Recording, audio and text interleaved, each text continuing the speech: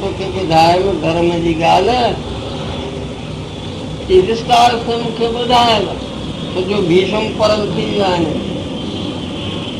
थोरे में धर्म जी ॻाल्हि की थोरे में धर्म जी ॻाल्हि इहा थिए को तोसां वहिंवार करे को हलत हले उन में तोखे दुख मिले उहो वहिंवार तूं ॿिए सां न कर।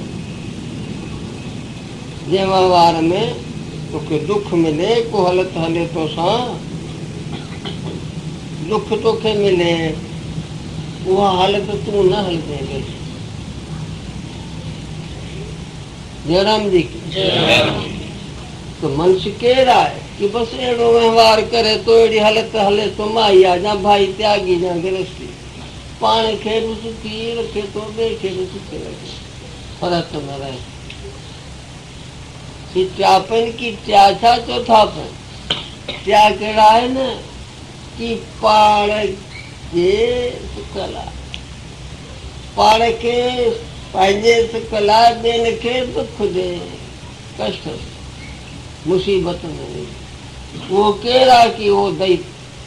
अरे साईं असां जहिड़ो माण्हू आहे दैत वरी की आहे ॾिसण में माण्हू आहे पर सुभाउ न करे दैत। जयराम जी हा संत ते कोई छट कोन थींदो आहे। अदा ही आहे संत माना सज्जन ही सज्जन आहे ही असज्जन आहे असज्जन माना दुष्ट। जयराम जी उते सिंह थींदा आहिनि छा के सिंह मिंग कोन है। सज्जन जी माना आहे जंहिंजा सुठा सतोगुणी स्वभाव। ॿुधाम तव्हांखे पाण खे दुख ॾेई ॿियनि खे सुख ॾे थो उहो देवता। अहिड़ो वहिंवार करे थो जो पाण खे बि सुख ॿियनि खे बि सुख मिले थो उहो मनुष्य आहे। पंहिंजे सुख लाइ ॿियनि खे मुसीबत में विझे थो दुख थो ॾे। शिव खत्री हूंदो त पंगरे में उहो चवंदो खामखा दादे न उस्ताद उहो दुष्ट आहे दैत आहे दुष्ट बुष्ट न पर दैत आहे। अरे साईं असां जहिड़ो माण्हू की माण्हू ॾिसण में आहे स्वभाव न करे दैत चोथा बि थींदा आहिनि की चोथा बि थींदा आहिनि। उन्हनि खे छा चइजे की उन खे लक़ब कोन्हे उनखे लक़ब कोन्हे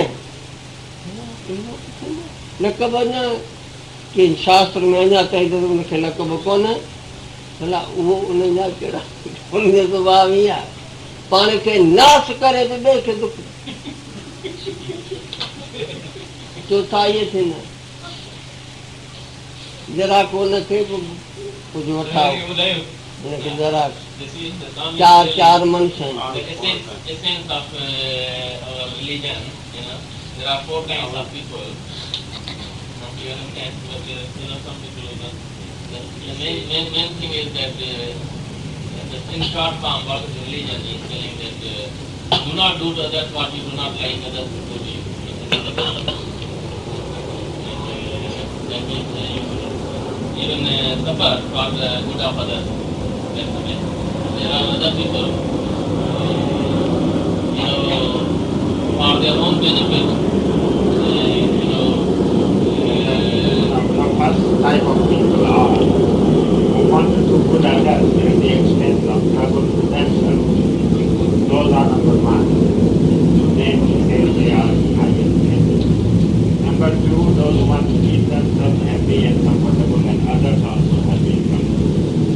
Those are good human beings. Number 3 is those who want to keep themselves happy but trouble others. Exploit. And number 4 is those who even want to destroy themselves but to see the other party also destroyed. That's right. So these 4 types of people are everywhere. Just like hailstones. पाण खे नाश करे ॿियनि खे दुख ॾे उनखे छा चइजे की उनखे न लक़ब कोन मिलियो हा न को देवता जो न को उनखे मनुष्य जो न को दैत कुझु पोइ मिसाल सां को असांखे ईअं त ॾुखी ॻाल्हि आहे क्या मिसाल हिकिड़ो हो भाउ उहो वञी पंहिंजे शिव शंकर जो शिव शंकर